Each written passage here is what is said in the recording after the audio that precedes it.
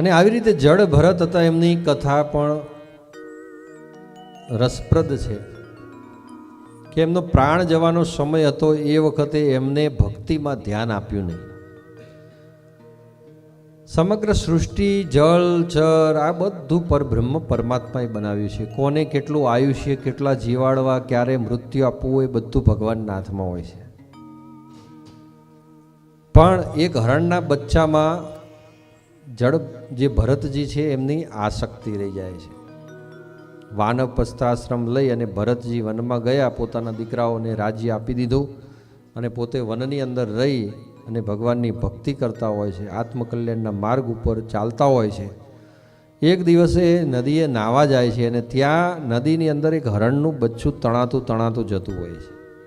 એટલે હરણનું બચ્ચું આમ તણાતું જોયું એટલે ભરત રાજાથી રહેવાયું નહીં, એટલે એમને બચાવી લીધું. બચાવીને એને વનમાં છોડી દીધું તો વાંધો નહોતો, પણ એના પ્રત્યેની એમની મમતા બંધાઈ ગઈ. પોતાના આશ્રમમાં લાવ્યા, આશ્રમમાં લાવીને બચ્ચાને સારી રીતે રાખવા માંડ્યા, ઉછેરવા લાગ્યા. ચારે બાજુ વાડ બનાવી દીધી કે કોઈ હિંસક પ્રાણી એને મારી ના શકે, અને એવી રીતે ખૂબ સારી રીતે એને સાચવવા લાગ્યા. પણ જ્યારે એમની અંત્યેષ્ટિ નજીક હતી, પ્રાણ શરીરની અંદરથી નીકળી રહ્યો હતો, અને એવા સમયે એમને હરણના બચ્ચાને જોયું અને એમને એમ થયું કે મારો પ્રાણ તો હમણાં નીકળી જશે અને હું મૃત્યુ પામીશ તો હરણના બચ્ચાનું શું થશે. અને એવા સમયની અંદર એમનો પ્રાણ નીકળવો, એટલે એમની આસક્તિ મૃત્યુ સમયે હરણના બચ્ચામાં રહી ગઈ. એટલે એમનો બીજો જન્મ હરણ યોનિમાં પ્રાપ્ત થયો. પણ પરબ્રહ્મ પરમાત્માની એટલી કૃપા કે એમની યાદ શક્તિ ભગવાને તાજી રાખી. એટલે હરણ યોની પામ્યા પછી સંત મહાત્માઓના આશ્રમ પાસે રહેતા ઘણો સમય વ્યતીત થયો અને હરણની યોનિમાંથી જ્યારે મુક્ત થાય છે ત્યારે એમનો જન્મ બ્રાહ્મણ યોનિમાં થયો. અને બ્રાહ્મણ યોનિમાં એમનો જન્મ થયા પછી ધીમે ધીમે મોટા થાય છે. એમના પિતાજી એમને ઘણા બધા વિદ્યાઓ આપવા જાય છે, ઘણું બધું જ્ઞાન આપવા જાય છે, પણ એ વિદ્યા અભ્યાસ ગ્રહણ કરતા નથી. એમને એમ થયું કે મારે આ જગતમાં કોઈની જોડે કંઈ બોલવું જ નથી, હવે મારે બીજો જન્મ ભોગવવો નથી. એટલે નાનપણથી જ સમાધિ અવસ્થામાં રહેતા, અને નાનપણથી સમાધિ અવસ્થામાં રહેતા હોવાના કારણે એમનું નામ પડ્યું જળભરત. અને જળભરત થઈ અને ચારે બાજુ વિચલિત રહી અને ફરતા રહેતા. પણ એક દિવસ બન્યું એવું કે રાહુગણ રાજા હતો, એ આત્મજ્ઞાન પ્રાપ્ત કરવા માટે સંત મહાત્મા પાસે જતો હતો, અને એવામાં એનો પાલખી ઉચકવાવાળો ભય હતો નહીં.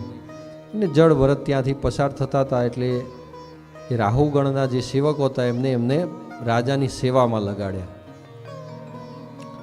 પણ નીચે કોઈ કીડી મકોડો આવે એટલે તરત જ જળભરત છે પોતાનો પગ ઊંચો કરી લેતા. એટલે પગ ઊંચો કરે એટલે પેલી પાલખી જે છે રાજાને ભટકાતી. એ રાજાને એ પાલખી ભટકાતી એટલે રાજાને એમ થયું કે આ કોઈ આ પાલખી ઉચકવાવાળો નવો લાગે છે. એટલે તરત જ અંદરથી અવાજ આવ્યો કે ભાઈ આ પાલખી સરખી રીતે ચલાવો, નહીં તો હું તમને મૃત્યુદંડ આપીશ. ત્યારે બહારથી અવાજ આવ્યો કે રાજા તમે મૃત્યુદંડ આપશો તો મૃત્યુ તો આ શરીરનું થવાનું છે, પણ આત્મા તો અમર છે, એ ક્યાં મરવાનો છે. ત્યારે રાજાને થયું કે આ તો કોઈ આત્મજ્ઞાની માણસ લાગે છે, એને મેં મારી સેવામાં લગાવ્યો છે. ત્યારે નીચે પાલખીમાંથી નજર કરે છે ત્યારે તો એમને બ્રહ્મસૂત્ર દેખાય છે. બ્રહ્મસૂત્ર દેખાણું એટલે કે યજ્ઞોપવિત જનોઈ દેખાઈ. એટલે લાગ્યું આ તો મેં કોઈ બ્રાહ્મણ દેવ છે એમને મારી સેવામાં લગાવ્યા છે. તરત જ રાહુગણ પાલખી ઊભી રખાવે છે, અને પાલખી ઊભી રખાવી અને બ્રાહ્મણ દેવની ક્ષમા માગે છે. જળભરતને કહે છે કે હે બ્રાહ્મણ દેવ, મને ક્ષમા કરજો, ભૂલથી તમને મેં સેવામાં લગાવ્યા છે, માટે મને કોઈ શ્રાપ ન આપતા.